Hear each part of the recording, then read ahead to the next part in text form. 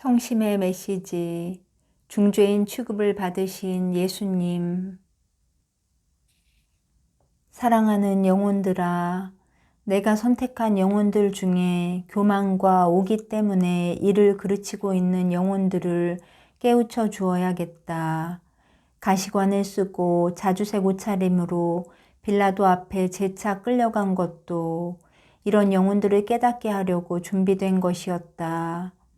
빌라도는 나를 처벌할 아무런 죄목도 찾아내지 못하자 다시 나를 신문하기 시작했다.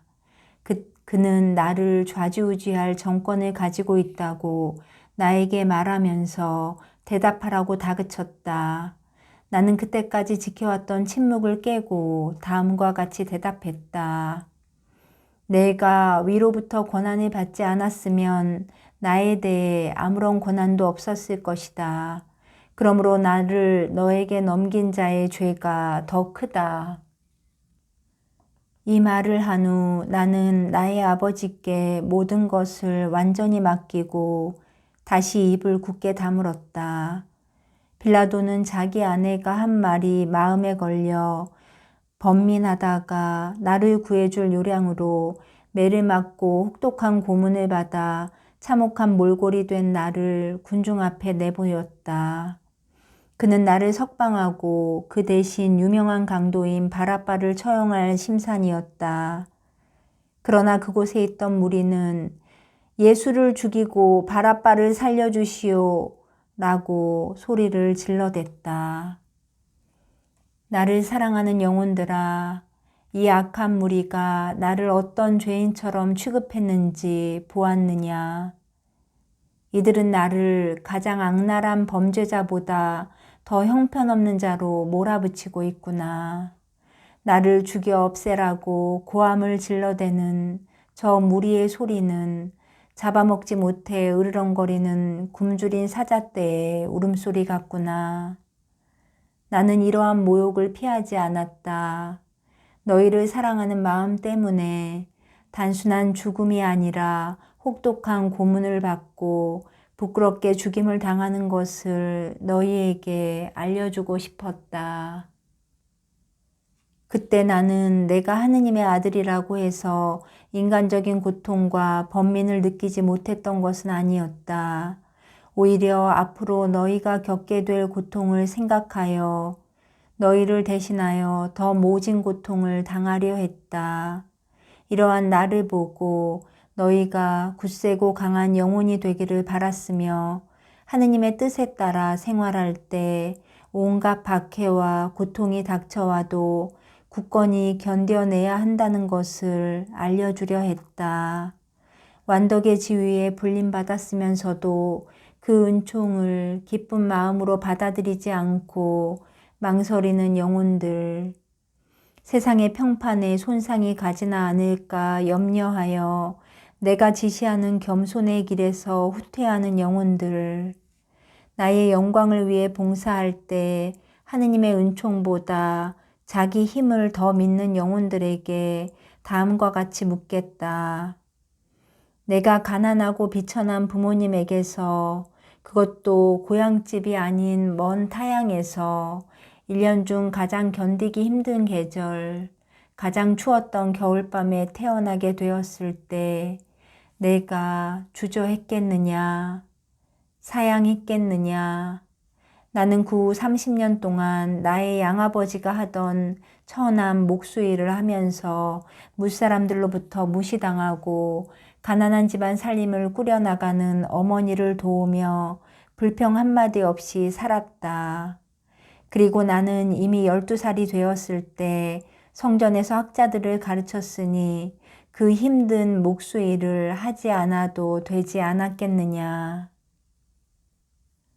그러나 거룩하신 하느님 아버지의 뜻은 내가 학자들을 가르치는 것이 아니었다. 목수로서의 힘든 삶을 사는 것이 내 아버지께 가장 큰 영광을 드리는 방법이었다. 나자렛을 떠나 공생활을 시작할 때 내가 메시아라는 사실과 하느님의 아들임을 사람들이 깨닫도록 하여 그들이 나를 존경하고 나의 가르침을 순순히 받아들이게 할 수도 있었다. 그러나 나는 그렇게 하지 않았다. 모든 일에 있어서 하느님 아버지의 뜻에 따르는 것이 나의 유일한 바람이었기 때문이다. 순환 시기에 이르러 나는 어떤 사람들에게서는 잔혹한 고통을 받았고 또 어떤 사람들에게서는 참기 힘든 모욕을 당했으며 사랑하는 제자들에게서는 배반당하고 버림까지 받았다. 수많은 군중이 나에게 배은망덕한 언행을 퍼부어 댈 때에도 나의 육신에 치명적인 고문이 가해질 때에도 나는 너희에 대한 뜨거운 애정으로 하늘에 계신 나의 아버지의 뜻에 순종했다. 이와 같이 너희도 인간적 본능에서 우러나오는 모멸감이나 섭섭함을 극복하고 세상의 온갖 박해를 뛰어넘어 하느님의 뜻에 기꺼이 복종한다면 하느님과 긴밀히 결합하게 되어 이루 말할 수 없는 기쁨을 누리게 될 것이다. 스스로 자신을 낮추는 겸손과 은둔의 생활을 하고 싶으면서도 세속에 살며 남들이 하기 싫어하는 일을 말없이 수행하고 있는 영혼들에게 말하겠다. 선택된 영혼들아, 진정한 행복과 완덕은 너희 취향대로 생활하는 데 있는 것이 아니다. 너희가 개방된 세상에서 생활을 하든 은둔 생활을 하든 간에 그 생활 자체가 완덕이 될 수는 없다. 또한 너희가 타고난 자질을 드러내거나 숨기는 자체에 완덕이 있는 것도 아니다. 오로지 하느님만을 사랑하고 하느님의 영광을 위하며 하느님의 뜻에 너희 자신을 일치시키는 것이 성덕으로 나아가는 길이다. 사랑하는 영혼들아, 나를 사랑한다면 나의 뜻을 따르라. 나의 뜻을 따르는 것이 나를 사랑하는 길이며 완덕으로 나아가는 지름길이다.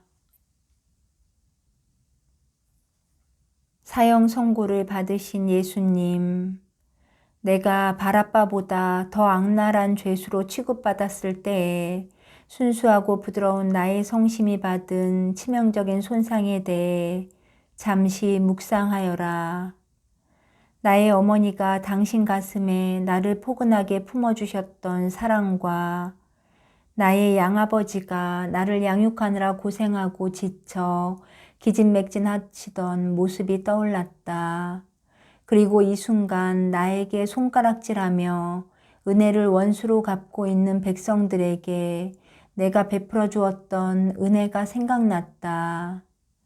나는 소경을 눈뜨게 하고 병자를 낫게 해 주었으며 안진뱅이를 다시 걸을 수 있게 해 주었다.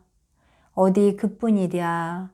광야에 모인 수천 명의 군중에게 음식을 주었고 심지어는 죽은 자를 다시 소생시켜 주기까지 하였다. 그런데 지금은 범죄자로 몰려 이제껏 받아본 적이 없는 미움의 대상이 되었구나. 게다가 강도와 함께 사형당할 운명에 처하게 되다니. 드디어 빌라도는 나에게 사형 선고를 내렸다. 사랑하는 영혼들아, 내 성심의 고통을 깊이 헤아려다오.